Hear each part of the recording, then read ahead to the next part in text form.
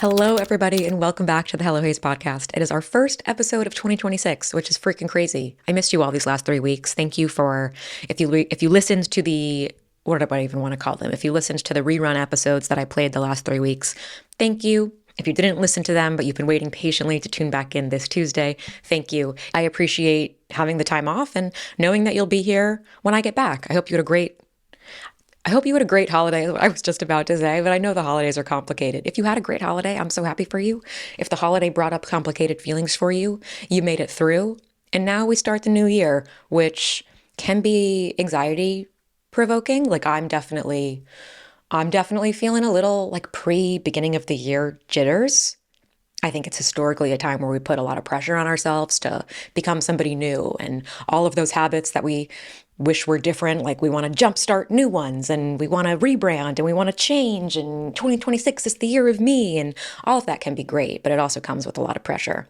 And even though even though I've been still working pretty much every day all month, and maybe a lot of you have still been in work, I know a lot of companies take time off these weeks between Christmas and New Year's and such.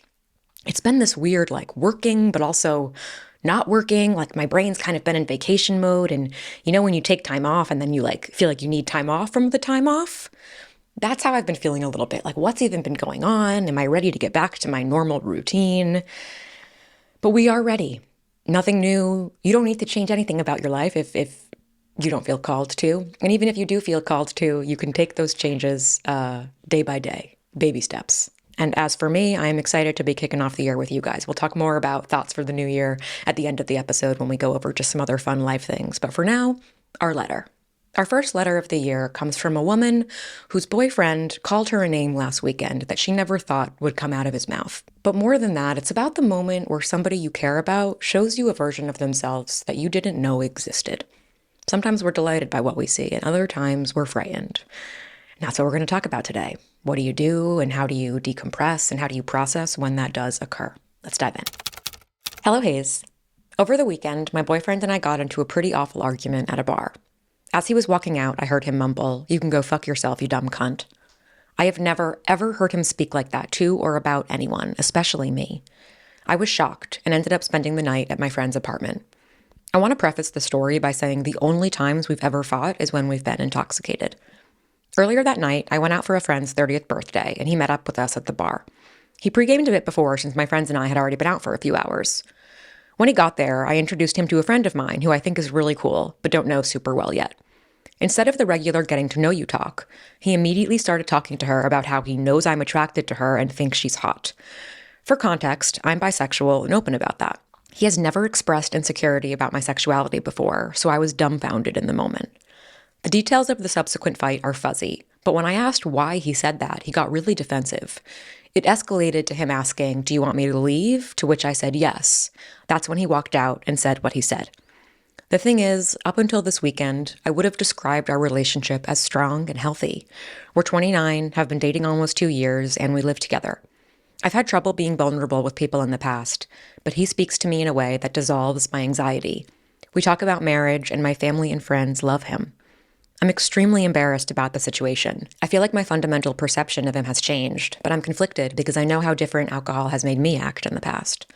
I'm ashamed that my friends know what he said to me, and I'm worried about what they might think if I don't end my relationship. He's profusely apologized. He says he was blacked out and that he would never think that way about me, and that he'll never let himself get like that again. He promised me he isn't insecure in our relationship, which I have to take at face value because I know our communication is strong and he would tell me if he did. I really don't want to break up with him. I want to believe that his drunk comment was not a true reflection of his character, but I'm afraid that I won't be able to let this go. What would you do in my situation? Yours, benefit of the doubt. Okay, first thing I want to tell you is thank you for telling me. Thank you for telling me this. That's what I would say to a friend if a friend of mine in real life approached me with this situation. Thank you for telling me, because I think, to the point that you're already nervous about this, sometimes we hold kind of devastating details and arguments like this really close to the chest because not only are we scared about what we actually need to do and we're scared of how we feel, but we're scared of how other people are going to react. And understandably, what your boyfriend said is fucked up. What he said is not okay. And I am going to hold a lot of compassion for your boyfriend, really, because I hold a lot of compassion for you throughout this conversation.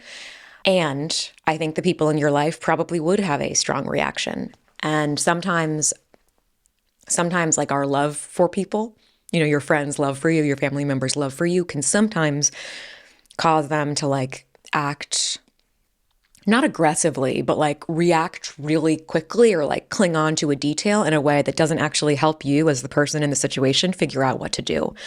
So I want to thank you for being brave. Thank you for being brave and sharing with me. And you are not alone. You are not alone. I think relationship, once you get to like the 2 year, maybe even like 1 year, once you get into the point in your relationship when you're serious, I feel like sometimes people just start to, everything in the relationship is private.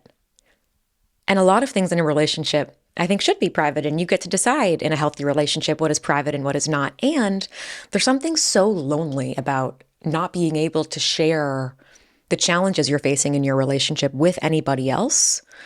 And it's really tricky. And I think one of the reasons people don't share is because of this. Like, if I tell somebody this, are they going to make me break up with them? And frankly, my love, maybe this relationship is not going to be the one for you.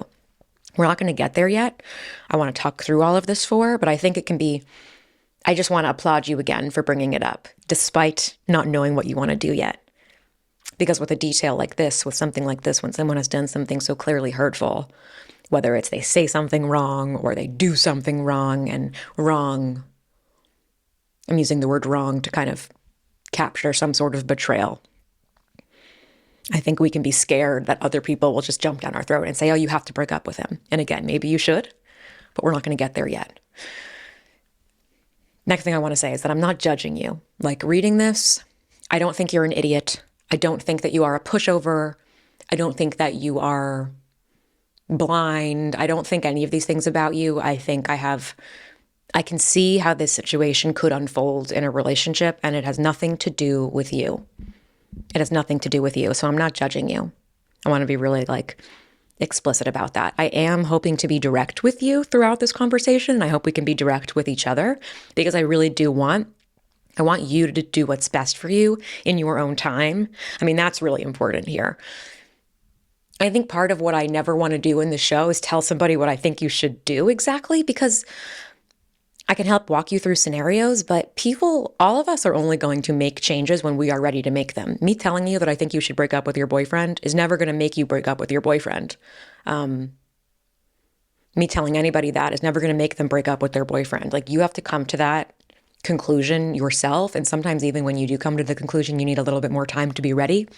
So my hope is that, I don't know, we can talk about this, and when you are ready to make whatever decision you ultimately feel you need to, you'll be able to make that decision. And again, I don't know if you should break up with him or not. And so I guess in addition to saying I'm not judging you, I'm going to try also to not judge him, though that is harder for me. My allegiance is to you. My allegiance, people who write in, is often like the letters that I pick are usually because I feel some sort of soft spot for you, and I do want to give perspective to the whole situation. And I do try to have love for the people you are writing about, but it's sort of like, you're my person. My therapist always says that to me when we're like talking about, if I'm talking about a challenge in my relationship or with my husband or with anybody else. She'll always be like, look, you are my person, so I'm looking out for you. And though part of looking out for you does mean me trying to point out things that you might be missing from these other people's perspectives. So I am gonna bring compassion for him too. But at the end of the day, you are my person, benefit of the doubt. Where do we begin?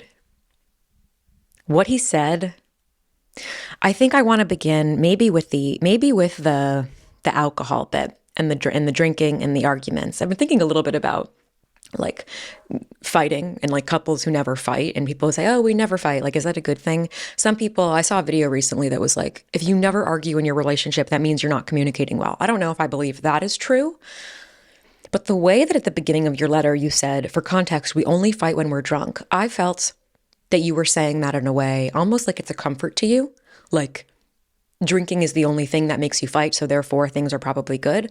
I'm more interested in that as a pattern. If you only argue when you are drunk, I think that is an interesting pattern to look at. One of the first thoughts my brain went to when reading this letter is the role alcohol plays in your relationship and potentially the role alcohol plays in your boyfriend's life, and whether he has a substance abuse challenge, or I don't know nearly enough about him to have an opinion really on that, nor am I a professional to make an actual opinion on that. But it was a question that came up. Like, what is his relationship with alcohol like? And what is your relationship with alcohol like? The second thought was about your age and drinking. I noticed in myself, and this is an interesting thing to question, like, you guys are almost 30 years old. I think 30 years old is too old to be making excuses for the way drinking affects your behavior. Like, I have an easier time with a 22-year-old perhaps saying, oh my God, I said something really fucked up when I was drunk. I don't mean it. Forgive me. I maybe have an easier time, like, not condoning the behavior, but I have an easier time, like, it doesn't feel as dire to me than like a almost 30-year-old who doesn't understand how their relationship with alcohol yet. And I don't think that makes him a bad person or you a bad person if this is something that you struggle with too. Of course not. Of course not. I mean, so many people struggle with their relationship with alcohol, and it has nothing to do with your worth or the quality of you as a human being. I have plenty of people in my life who I love who are sober, people who I love in my life who are not sober and perhaps should be. But I found it interesting that at 30, I'm like, you got to have this.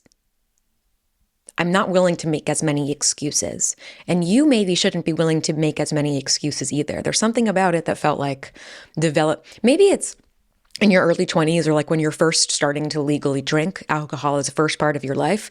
There's some developmentally appropriate, perhaps, level of like drinking too much and things getting messy. We all know what that's like to, maybe not we all.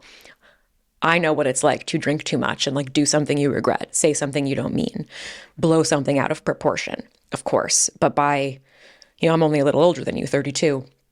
By 32, it doesn't mean that I'm perfect. Yes, sometimes I have one too many glasses of wine at dinner and like have loose lips and say something that maybe I shouldn't have. I'm not getting so drunk that I am doing something absolutely devastating. And that's both, I think, a testament to like your relationship with alcohol, but also maybe like the work you do on yourself. Like I don't know if I just said, let me rewind to track this thought.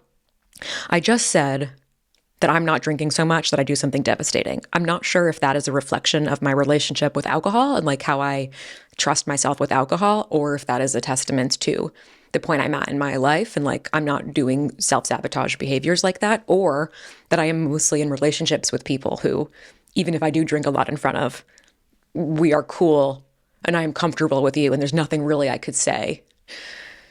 That would be so explosive, though I guess in most relationships there's something you could say that's explosive. Most people, even if you don't mean it, you are aware of people. Like I imagine that the people we're close to in our life, you know what you'd have to say to play dirty. Hopefully you don't want to. Like, I don't want to ever play dirty with my husband when we're in a fight. But I know what I could say, I guess. That would be like a really mean thing to say. Like I have the awareness of what those things are, but I don't feel them and I wouldn't say them. But if I was in a bitchy fucking mood, and if I was seething with anger, then maybe I would say that. Like I remember, what was it?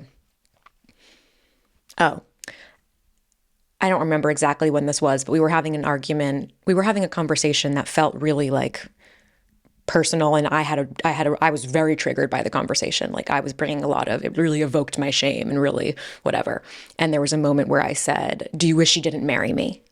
And that was when I told my therapist that. She's like, "Oh, that was you playing dirty." And Brian was, of course, really hurt that I would say that, like that I would go there. But I went there because I was playing dirty, and that was my awareness of like, I don't know, the mean thing that I could say. And that was not drunk for that. That was completely sober, Alexandra. That was all me, baby. Anyway, I digress.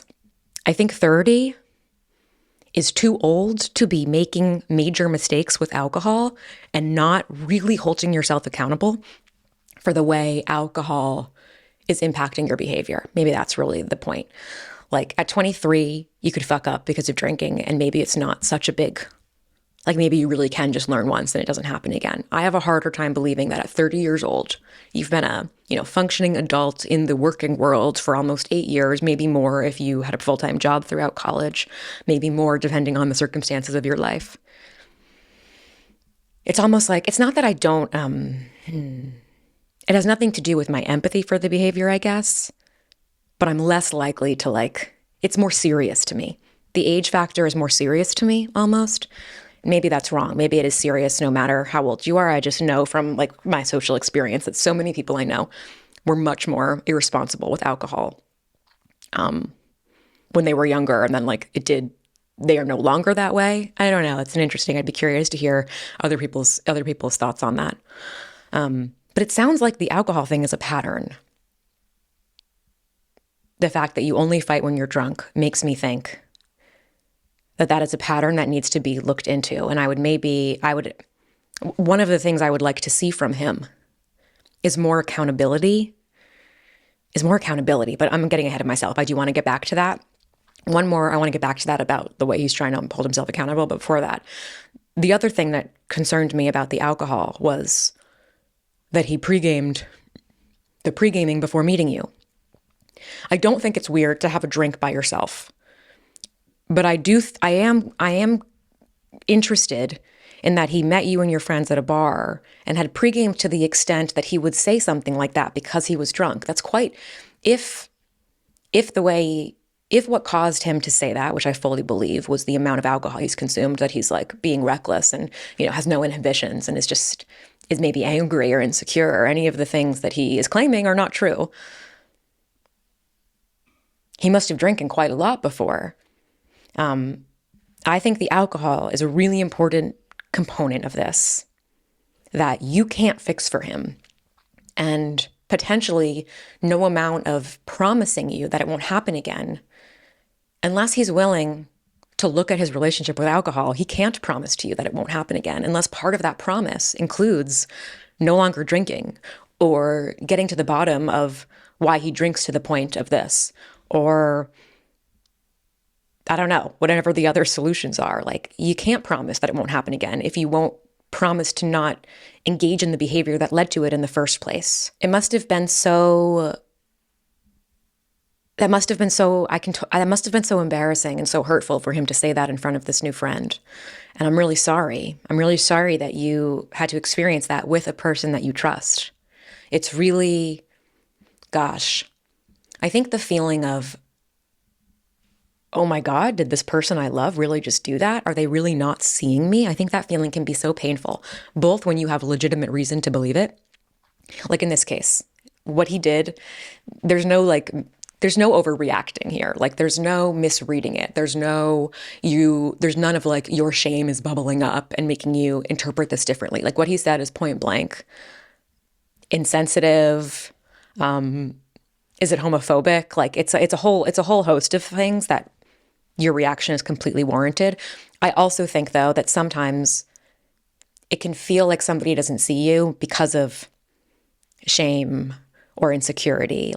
And that regardless of whether it's real or not real, the thing they did, regardless of whether it was so explicit or not, that feeling of oh my God, you don't see me.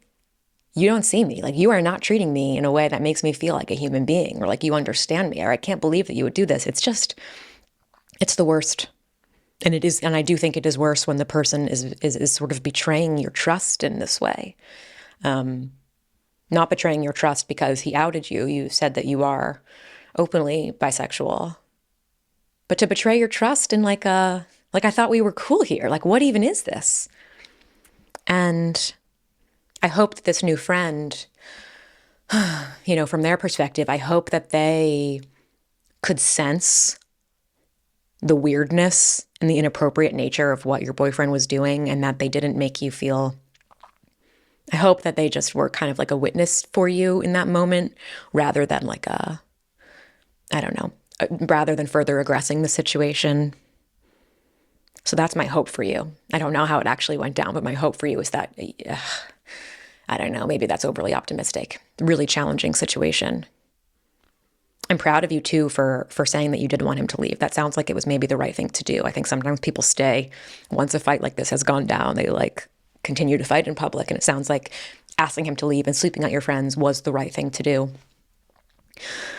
Man, is this completely out of the blue for you? Like, I know the drinking is not completely out of the blue, but we do have a tendency to like when something really big has burst our bubble, I think we have a tendency to like really want to hold on to the good. So of course, understandably in this letter, you're doing a lot of like telling me about all the good about him and how everybody loves him. And I do believe that. Like I do believe that he is all of these good things. And for the record, I also believe that, people with alcoholism, people with substance abuse disorders, people with mental health challenges, people with XYZ, like all of these people are worthy of love, and I think worthy of healing. It is possible to heal. I think it is possible to be in loving, deep relationships with people with a whole host of challenges. But it becomes a lot harder if that person is not willing to hold themselves accountable and get the help they need. And I would never tell anybody to stay in a relationship with somebody who you love, who is not treating them well, who is not treating themselves well, just for the sake of like love and acceptance. I would never do that. I would never say, yes, you should stay with your boyfriend who's struggling with his drinking and his mental health. You should stay with him because you love him and because some days it's good. I would never tell you to stay in that relationship unless you felt safe to, which I think feeling safe means having trust that they are also taking steps. They are actively working on making sure it doesn't happen again, or getting the support in place so that they can make better choices. And they can be the person that they are, free of, without being shackled or suffocated by their illness, if that is part of what the problem is. Again, I don't mean to say that I know your boyfriend has an illness or has anything diagnosable, but I think it is safe to say that this is an anger problem. Well, I guess it's not safe to say it's an anger problem. I can't label it as anything other than it's clearly a problem. I think a person who is stable and healthy and honest and emotionally available does not call their girlfriend a cunt, does not tell her to go fuck herself during an argument. I don't want to normalize that behavior at all. And I think part of why I feel like I also need to say that I see the good in him and I see why you love him, because I don't want you to run away from the reality. And I think that sometimes pushing down someone's throat, like this guy's toxic, you need to leave, doesn't create a space where the person listening who's actually in the relationship feels like they can. They might cling on to what they know even more because here's this person giving me advice who doesn't understand me and they're moving too fast. I never want you to feel like I'm moving too fast. And I want you to know that what he did isn't okay. Of course, he profusely apologized. Let's go to his apology. He's profusely apologized. Yeah, of course. And I am glad he did. He's blacked out that he would never think that way about me, and he'll never let himself get like that again. I feel like I already addressed this. You can't promise that unless you're willing to do the work on the drinking. Like, I don't think you can say I'll never get blacked out again without. I wouldn't trust that without like the plan. For a person who gets blacked out, and it's a pattern. Like, you don't just stop. I think the insecurity in the relationship. This one is tough to talk about and might be tough to hear. So I guess buckle in. I believe that if he said to you, I'm not insecure about our relationship and your sexuality, I believe that if he said that to you, he might think he's telling the truth.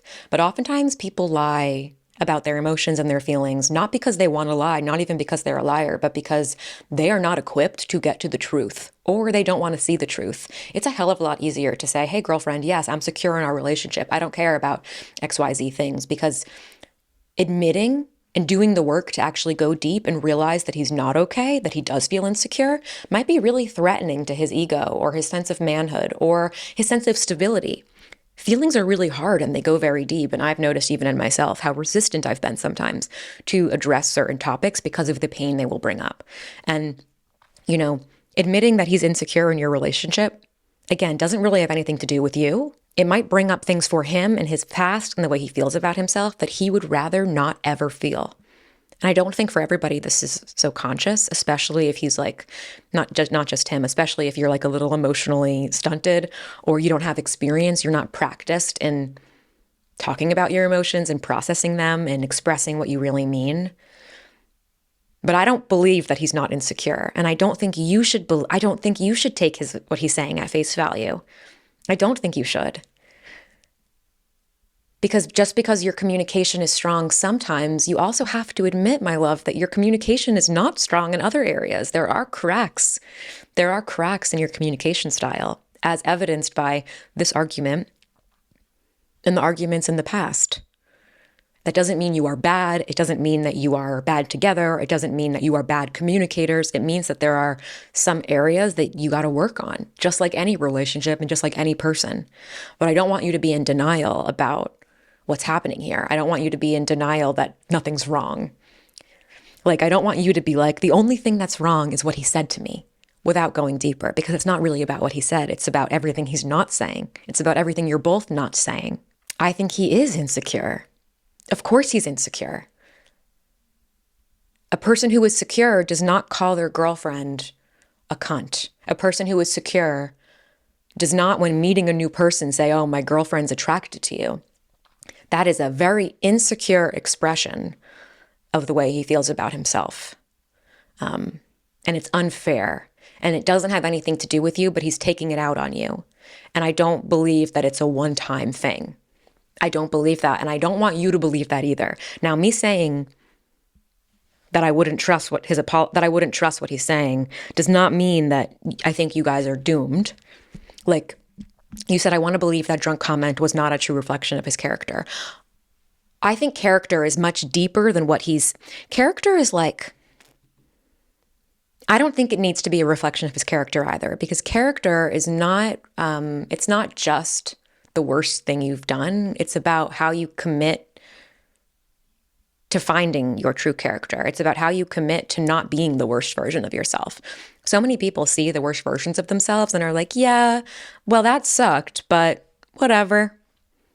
People will still love me. People will get over it. I'll be fine. Plenty of people are functioning like that. I think real character is when you see the worst version of yourself and you're like, wow, I don't deserve that. The people in my corner don't deserve that. So I'm going to work really, really hard to keep that under control, because we all have demons. We all are capable of hurting people we love, of hurting ourselves. I do kind of believe that. Do I believe that? I think I believe that. I think no person is perfect, and maybe some people's corners are darker than others. I mean, definitely some people's corners are darker than others. Character is about what we do when we see the parts of ourselves that we don't want to bring to the surface. I wonder if this is a good moment actually to ask you, for you to take some accountability too. And the way I want you to take accountability is not really at all for this specific situation. But if you look back into the past, are there things in your relationship that you maybe feel like you've turned another cheek to? Is that the phrase, turned another cheek? That you've turned the cheek? That you've looked past? That you've said, oh, it's fine. We love each other. He's good in XYZ way. And then maybe you are just wanting to ignore it. Like you mentioned that you've had trouble being vulnerable with other people in the past, and that he's the first person to make your anxiety go away. That can be really, I mean, what a wonderful thing. What a wonderful thing that you found this love in a person who made you feel comfortable with yourself and made you feel close and connected, and that got along with your friends and family. I can see why it would be really hard to face some of the like uglier sides of the relationship or of the dynamic or of him as a person. This could be a good time for you to really think about because every relationship is going to have challenges. Every relationship is going to have some incompatibilities and things that you need to work through, or sacrifices you'll have to make, compromises. Every single relationship will have them. And every relationship will also probably have some real trials and tribulations that you're like, well, this is the person that I married, and I'm going to love them through this. I'm going to see them through this if you choose to get married. The same applies to any long-term partnership. Like, this is my person, and we've made commitments to each other. And as long as they are willing to do the work themselves too, I'm also going to be willing to put in the work, because that's what being in a partnership is. Like, every relationship will have that, but you don't yet know if this is a person that you want to do that with. We have to make those choices really, really carefully when you're picking your person. Is this a person that you want to go down that road with, that you want to support for better or for worse, theoretically, no matter what? If you're talking about marrying him, then he is a person that you've considered doing that with. But I don't marry you don't marry. I want you to really think about moments in your relationship where something like this has come up and you've maybe pushed it aside. I think sometimes we think that if we marry someone or if we move to the next step, like the worst thing that we know about them won't continue to get worse. And, or like a marriage is a band-aid, and it isn't. Like the stuff that you ignore will continue to come back. The stuff you ignore will always come back to the surface until you really address it and really deal with it. And again, I'm certainly not saying that people with any mental health challenge or substance disorder like are not worthy of marriage and love. Of course, I believe that they are, of course.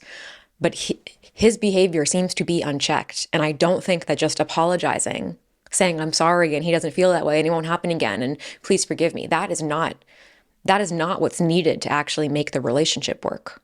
So what I want you to, the accountability for you is saying, what have I ignored? What have I allowed to happen?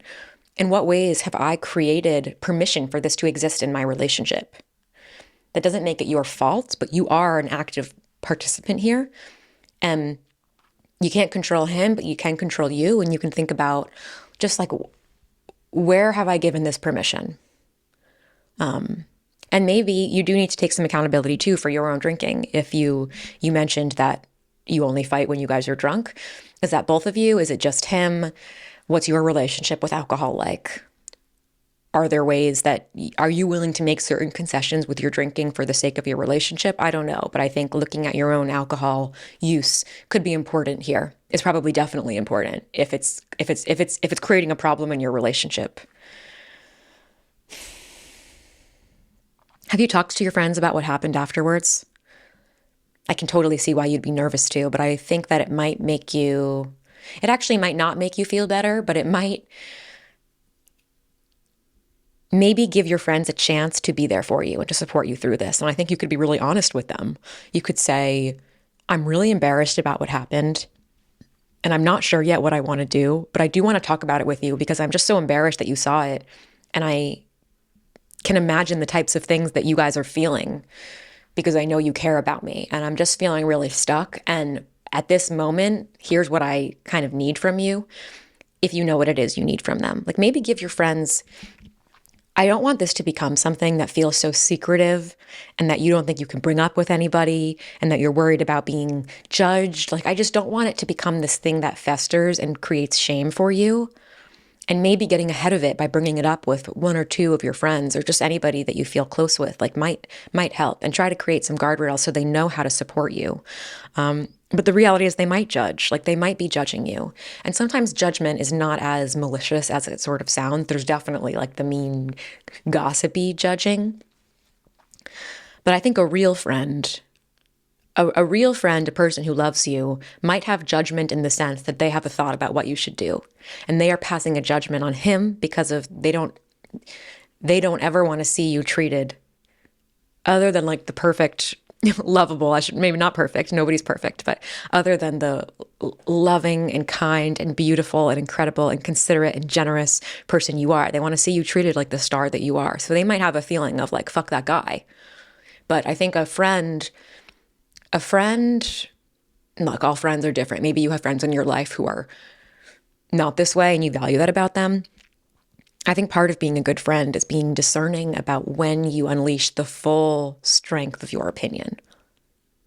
And I hope that right now, while you're in a tender state of trying to process this information, that your friends know you well enough to know what you need in the moment.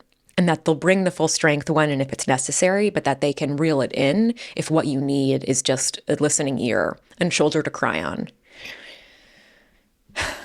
And of course, I'm making my best judgment about what you need. I'm making my best judgment about what you need in the style that I'm delivering this letter in. But I think that this is the style that I deliver most of my advice responses. So my thought is always, if you're writing to me, you know how I'm going to give it. And what you need then is the way that I give it, which sounds way weirder than I'm anticipating as I'm saying it out loud. Listen, I'm proud of you and I love you and I'm here for you. And you're gonna figure this out. You're gonna make the right decision for you, even though it's going to be really hard. My hope for you is that you don't push this aside and that you don't just trust an apology as that. I think you can trust his apology as the fact that he does love you and he does want to be better and he doesn't want to have this happen again. But I don't think you should trust that it means nothing. I don't think you should trust that it means nothing. I think you should insist that it means something and that you have to get to the bottom of it. That's the prescriptive advice I'll give. I don't think this is nothing, my love. I'll tell you when I would leave. Maybe that's it. You asked me very clearly, what would you do in my situation? I would leave this relationship if the person did not did not take their drinking seriously, and if they didn't take my concerns seriously, and if they weren't willing to go to therapy or have really deep, I don't think therapy is an answer for everybody. And again, not all therapists are created equal. But if I were in your shoes and this is how my boyfriend was acting, it would be clear to me that there is something under the surface that needs to be discussed and needs to be processed. I would not believe that everything is fine and that he's completely secure and completely confident. And I would think I can do my very best as your girlfriend to try to talk through it and to be supportive. But at a certain point, that's not my responsibility. My responsibility is not to help you be better for me. I can support you on that journey. And of course, being in a relationship is teaching each other to be better and bringing out the best in each other. But when your behavior is unkind, abusive, harmful, like, it's on you then. I can't hold your hand and help you get better. And I would walk away from that relationship when you weren't taking, if my partner was not taking their health seriously and it was impacting me. That's when I would walk away. That is when I've walked away from a relationship in the past. Somebody that I really cared about, really loved, but was not taking his mental health challenges seriously. And the relationship didn't work for a variety of reasons. We were not right for each other, but at the time, that's why that happened. And you can't make somebody want to be better. Like, you can't, none of us can make anybody get the support we need. We can support them. Like, it's such a tricky one. We can support someone and love them and help show them that they can be different and that they can feel differently. But like, if your boyfriend doesn't want to stop drinking, like, let's say there's a world where your boyfriend, the key to your boyfriend's success and happiness and future loving relationship is that he does not drink. If he doesn't want to stop drinking, he's going to continue to drink. And maybe there will be another moment in his life, God willing, it's not with you, that makes him finally see that he has to change his ways, or maybe he won't. Some people never do. And that is heartbreaking and devastating and sad, because behind all of these sad stories of mental illness and substance abuse, like, are loving, wonderful, kind people who needed help. I'm here for you. Please keep me posted. Thank you guys for listening. Benefit of the doubt, I'm just wrapping you up in a big hug. And if anybody has any stories or other thoughts about anything I said in here, or your own experience dealing with something like this, leave them in the comments. If you just want to offer some words of encouragement, that is also always, always welcome here. And now moving on. As I mentioned in the beginning of the episode, I'm feeling a little spooked about the year ahead, really just about next week. There's just something about, like, everything starting over that I'm just a little in my head about. It sort of feels like you're at the bottom of a mountain and you're looking up at the mountain, and I know how much I have to do ahead. That's kind of the feeling I have right now about just the year. But I want to try to take control of that a little bit. I know it's just like a calendar thing. Like, nothing's really changed. It's just January. Like, this doesn't have to be such a big deal. So I'm trying this week to do, like, a few little things to help me get ahead. Something I like to think about whenever I'm feeling stressed is, like, what's one thing I can do that future me will really appreciate? So for example, I'm recording this episode on Friday and my podcast comes out Tuesdays. Usually I record Mondays, but I know that next week, like next Monday, I'm going to wake up feeling all sorts of weird things because it's the first full work week of the new year. I know I'm going to be feeling, I don't know how I'm going to be feeling. But I recorded today so that no matter how I'm feeling, I can have one less thing on my plate. Like that was something I did for future me. And I just like that question. So I want to throw that out to you. Whenever you're feeling overwhelmed, or even if someone asks you to do something and you're not sure if you want to do it, whenever you're making choices or setting a plan, think like, what will future me, what do I think that they will want? And then try to make a decision according to that. I find that really helpful. And I'm always really grateful when I do. Like nothing feels better than taking care of future me, you know? Anyway, what a month it's been. What a month it's been. I did Vlogmas this year. So if you heard my last podcast episode before I took the break, I mentioned that I was going to do 25 days of Vlogmas to try to get myself back into making videos and find my vlogging voice. I really wanted to experiment with new video formats. And I don't know if I found my vlogging voice. Like, I don't know if I would be that definitive about it, but I had not made a video every day in over 2 years. I was making videos every day when I first started. That was how I first grew. And then a lot happened and I pulled back on my social media. And it felt really good to get back into like the habit of making a video every day. You know, I think sprints can be so useful for that. Sprints are not for everybody. And even within a sprint, I think you have to create certain rules so that you're also being flexible and being kind to yourself and all of that. But there's nothing quite like a amount of sprint time with a clear beginning and end to really get you in the habit of something. Like that is how habits are formed, right? You do it every day for a certain amount of time. I don't know exactly like how many weeks it actually takes to build a habit. I could look that up. But 25 days of making a daily video and daily vlog and then allowing myself to sometimes be flexible with what that meant if I didn't have as much time was really amazing for my creativity. And I share that with you in case there's something that you want this year. Like, it feels really good to hold yourself accountable and to set a achievable goal and then achieve it. And I think what was really helpful for me was not attaching any like external or extrinsic metric for whether I would say Vlogmas was successful. The only measure of success was that I was going to learn something and that I was going to experiment with making that video every day. And so I met my goal. Would it have been nice to, I don't even know, like, would it have been nice to see more external metrics of success from it? Like, sure, maybe. I'm human and everybody likes to have external measures of success from other people. But since it was so internal focused, like I got to say that I had a win. And if there's something that you want to do, may you have that win too. So that's number one. Number two is that during my time off, I spent some time thinking about this podcast. And I had a great conversation with somebody I work with named Ben. And we were talking about my goals for the podcast and things that went well last year and things I'm hoping for this year. And I asked him really clearly, really point blank, to give me some feedback, some honest thoughts about the show and the growth from like a business perspective. And he said to me, you're really, really good at knowing your voice and knowing your brand, at knowing what you want to say and your audience and connecting with them. Like the voice thing you really have down. Where I think that you don't always push yourself, and maybe what you're not as tapped into is like doing things for the sake of growth. And I don't think that growth has to be at odds with your voice. Like I don't think you need to sacrifice or make concessions on who you are and what the product is and what you believe it can be in order to grow, but you could think about it a little bit more. And I thought that was really great feedback, and I completely agree.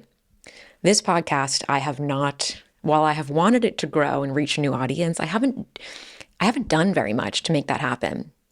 And I think it can be hard to admit that to yourself sometimes, to realize that you have goals that you are not actually working towards, or that you are not, I shouldn't say that I'm not working towards it. That's not a very nice thing to say.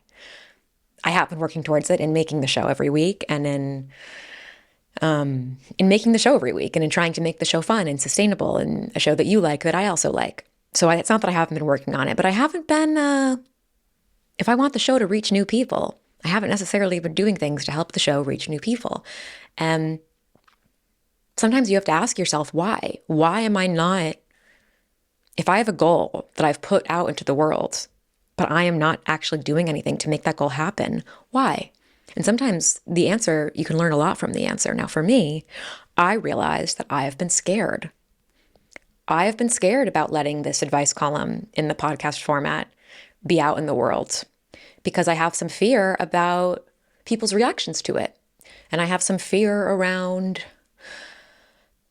being seen. I have some fear about sharing my thoughts. I have some fear. I have fears about that. And it's felt safer for me to keep this small. I don't really make the advice column anywhere else. And I made it really publicly for a long time. And there were parts of that experience that really scared me, not just from other people's reactions, but the experience at large sort of scared me. And this was a way for me to kind of pull it back in and keep it close. And I have just been functioning in this like safe cocoon, I guess, of you guys who listen every week, despite me not, shouting it from the rooftops.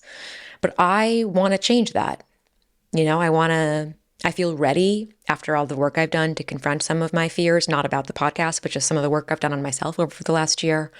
I'm ready to give the podcast a chance to be as successful as it can be. Part of that means I got to promote it more, baby. I gotta do that. So I started a new Instagram account called Hello Hayes Pod. I have been slowly uploading like old clips from older episodes to it, so the account has some videos there. But moving forward, if you want to see clips from the show, you can follow that account on Instagram, Hello Hayes Pod. So what I'm going to do to kind of scale this sustainably in a way that feels good for me is I'm going to start by every week when the episodes drop, I'm only going to clip the letter.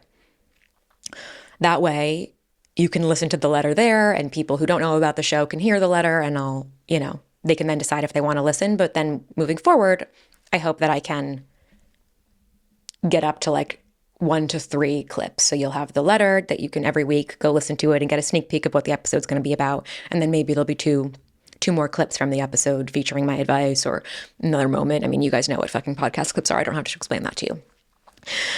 If you want to support that, if that's the type of account that you like to follow, like I know I follow plenty of podcast clip accounts, but don't actually listen to the podcast, or sometimes I like to listen to the podcast and I like the accounts like the Broski Report. I love those clips and I listen to her show. Feel free to support the show there. I appreciate the support. I just wanted to tell you guys about that because it feels like an exciting development in the show. Just speaking of the new year and fears, there's like a lot of random things that I feel kind of scared about. So I thought maybe I'd just rattle off some of them, and then you can tell me in the comments if there's any things you're scared about. I'm not really looking for advice on any of these things. None of these things. Some of these things don't even need to be fixed. Sometimes it just helps to get them out into the ether and say them. So one of the things I'm scared about is how quickly my moving date is approaching. We do not have an actual moving date yet. You guys know I'm moving this spring. I can't even remember how much I've shared, but maybe in another episode I'll get into more details about that.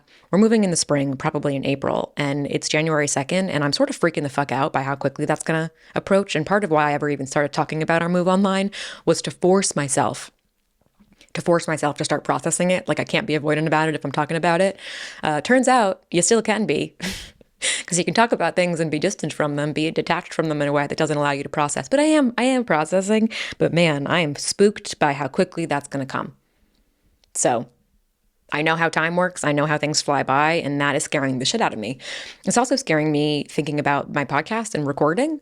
But I was sort of feeling bad for a second that I didn't like zhuzh up my office space and like zhuzh up the podcast vibe during these 3 weeks that I took off. And then I was like, you know what? You're going to be fucking moving across the country and you're going to have to figure out a whole new studio then. So why don't you just save the visual rebrand until you move? So that's giving me a little bit of anxiety too. Like, where am I gonna, I don't even know where we're moving yet. So I don't have the house. I don't have any of those things. Freaked out by that. What else? If you follow me on Instagram, you'll see that I recently finished the first draft of my writing project that I have spent the greater part of this year working on, much longer than that actually, but this specific draft, it's actually not even truly fair to call it a first draft. It's the first draft once I figured out what I was doing. There were many drafts before that. So this is probably closer to like a draft 3, but I'm calling it draft 1 because it's the new idea. I'll tell you more about that eventually. I'm not ready to talk about it yet, but I did finish the draft, and I'm really trying to be excited about the fact that I finished the draft, but it's hard because I know how much more work I have to do. Like, I'm aware of how many pages in there that I was like, write XYZ challenging scene here. and like figure this major hole out. And there's like entire things that I just skipped over because I didn't feel ready to do them when I got to that part. I know how much more work there is to do, and I feel really scared, really intimidated to go into my document and like just begin again, you know? I think this first draft took me the longest, but I think this next draft is going to be the hardest. And that is scary. That's scary, my friends. That's scary. I have some fears around just being able to manage like whatever this year is going to bring. I feel really excited about putting myself out there even more, but I'm scared about how I'm going to manage that. You know, I'm scared about how I'll react when things inevitably don't go the way I wanted, or if I'm ever misunderstood. Of course, I'm going to be misunderstood. I just feel scared about my ability to like manage things sometimes, which is a fear I have about myself and my life more broadly. But I guess I'm just, it's like, how do those things coexist? Both the certainty and the readiness to take a leap and to put yourself out there and to be brave and to share your art and all of that. Like, how do I both feel ready and feel scared at the same time? But I think I've learned that duality will always exist. Fear will always be a part of me. But my trust in myself is something that I've really worked on strengthening, and I can have the fear and know that the fear, like my reactions will never conquer me, you know, like I'm always in control and everything is going to be okay. Something I guess I feel scared of is not really something for this year, but I've been thinking a lot about like friendships and how, you know, I talk a lot about like reciprocal friendship on Hello Haze and in general. And I think something I'm realizing is that friendships do take, like the friendships of mine that have lasted are the ones where both people put in an effort. And I think I'm realizing that there are some friendships in my life that have faded because we both didn't put in effort. Or maybe even sometimes I didn't put in as much effort. And I can sort of get my head wrapped around why that happened. And I have forgiveness for that. But it sort of does scare me. Like how many wonderful relationships were a part of my life at one point that sort of faded. Not for any big reason, but just because of distance and not putting in effort. And that does kind of scare me. And I've been just thinking kind of critically about that a little bit. Like, who are some friends that I have let go of that maybe I wish I could reconnect with? Or maybe I question why I let go of them, why they let go of me. And I'm blessed that I have so many wonderful friends in my life and I don't feel lonely and I don't have regrets necessarily about my friendships. But there are some people that I'm like, man, I miss that person. And I don't know if it would be possible for us to have a closer friendship. Like, I don't know I don't know if it's possible, but I do question, like, did I do something or could I have tried harder? Or if I put in more effort, would they put in more effort with me? And it's not something that like pains me because I don't feel like I'm lacking in my relationships, but I'm also someone who's always open to more like connection abundance. And that's just, it's something that I guess is scaring me a little bit because I do realize, especially as I'm getting older, like how easy it is for relationships to just kind of fall apart, or not fall apart, but dissipate, and how it isn't always personal, but it does happen. And, you know, there are consequences to not putting effort into things. And sometimes we can live with those consequences. I don't need every friendship I've had to last. I don't need every relationship to stand the test of time and be in my life forever, but there's probably some that I would have liked to keep. And maybe this year is the year that I reach back out to some of those people and see what connection could look like.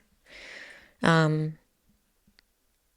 yeah, this is the year, you know, this is the year of me, baby. This is the year of me going for what I want and being confident in myself and not taking things personally and just really fucking going for it and being flexible and being gentle with myself and taking breaks when I need. And when I say it's the year of me, I'm saying it's also the year of you. It's also the year of you. Whatever it is, like, you're ready, you know? You are ready. It's our year. Every year can be your year. So this year, I hope that doesn't feel too much like pressure, but it just feels, I want it to feel like a weight is lifted off. Like it's your time. We don't have to be scared. It's okay to be scared, but you don't need to let the fear control your decisions anymore Or at least don't let your fear control your decisions about that current thing that's on your mind. Let that one go. Let the fear reattach itself to something new, because there's always going to be something new. But that thing that's been in the back of your mind that you want to set yourself free from, and you just want to go out there and do it. You just want to go out there and be with that person or make that friend or stop caring so much about this thing. Like, now's the time, baby girl. Now's the time. Okay, this was so much fun. If you liked this episode or if you like Hello Haze, please share it with a friend. Leave a 5-star review on Spotify or Apple Podcast. That's such a helpful way for those platforms to send the show to new people when they see people reviewing it positively. If you have anything you want to tell me, any ideas for the show, send me an email at hellohazeadvice@gmail.com. That's also where you can send your advice letters. I love you all, and I will see you next week. Thanks so much for hanging out. Bye.